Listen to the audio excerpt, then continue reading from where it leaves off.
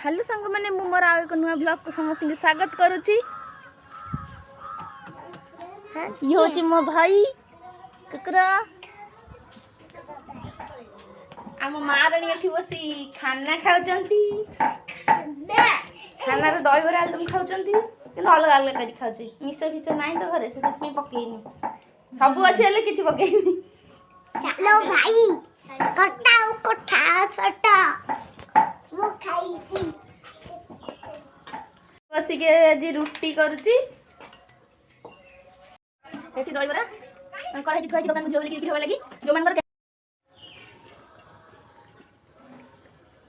देखो देखते गोटे गोटे काकरा करके रखाई 7:34 राणीमा एठी स्कूल को बाहर चली जीवे बोली कि देखंतु स्कूल ड्रेस रे वर्तमान अछंती।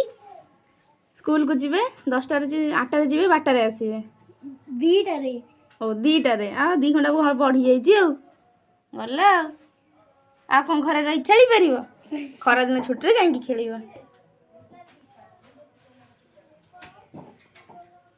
आम दी भौणी गोटे टिके फोटो नहीं ये हूँ मो फुले भौणी सी एठी स्नैक्स में टिके दहीबरा आलदम नहीं जाइथिली। दहीबरा आलदम नहीं जाइथिली देखंतु बहुत टेस्टी हेची घरे दहीबरा टिको एठी रखुची रहिली। चैनल